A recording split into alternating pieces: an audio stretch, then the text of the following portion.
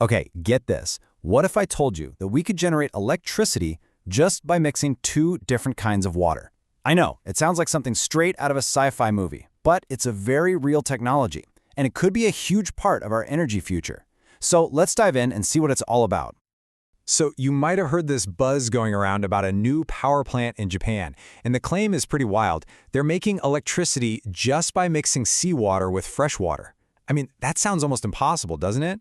So today we're going to dig in and find out if there's any truth to this rumor. All right, so the short answer is, yeah, it's totally true. But, and this is a big but, just saying yes doesn't even begin to cover it. The full story is way more complex and, honestly, a whole lot more fascinating. So let's break it all down. To really get what's going on, we've got to go right to the source. Our story starts in Fukuoka, Japan. That's the location of this pretty groundbreaking new power plant.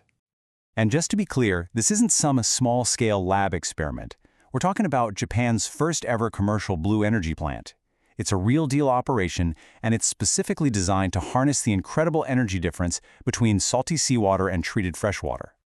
So the big question is, how is this even possible? How does simply mixing two liquids create actual, usable power? Well, the answer lies in a pretty fundamental law of physics. Let's get into the science behind it all. The key principle here is something called osmotic pressure. You know how in nature things are always trying to find a balance? Well, it's like that. If you separate fresh water and salt water with a special kind of filter, a membrane, that fresh water is going to naturally want to push its way across to dilute the salt water.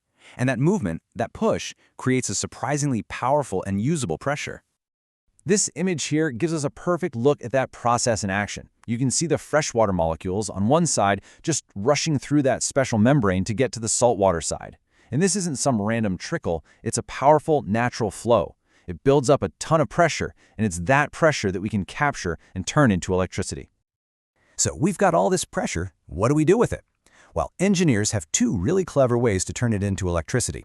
The first method is called pressure-retarded osmosis, or PRO for short. This one's pretty straightforward. You use all that water pressure to spin a turbine, kind of like how a hydroelectric dam works. The second method, reverse electrodialysis, or RED, is even cooler. It skips the turbine and instead harnesses the movement of the salt ions themselves as they pass through membranes. This creates an electrical current directly, basically turning the whole thing into a giant natural battery. Okay, this all sounds amazing, right? So why aren't we powering everything with this technology? Well, this is where we need to hit pause for a second and separate the hype from the reality and look at some of the real-world challenges. And it really is a classic balancing act. On one side, the promise is incredible. We're talking continuous 24/7 power with absolutely zero emissions. That's the dream. But on the other side, the practical problems are very real. The technology is expensive, the amount of energy you get out is still pretty low, and those all-important membranes can get clogged up or damaged pretty easily. And to really wrap your head around that low output problem, this number says it all. The Fukuoka plant, with all its innovation, produces enough electricity to power about 220 homes. Now, that's a fantastic proof of concept, for sure, but it also makes it pretty clear that this tech isn't ready to replace a major power station, at least not yet. And this quote really sums it up perfectly. You can't just stick a device where any old river meets the sea and expect to get automatic electricity.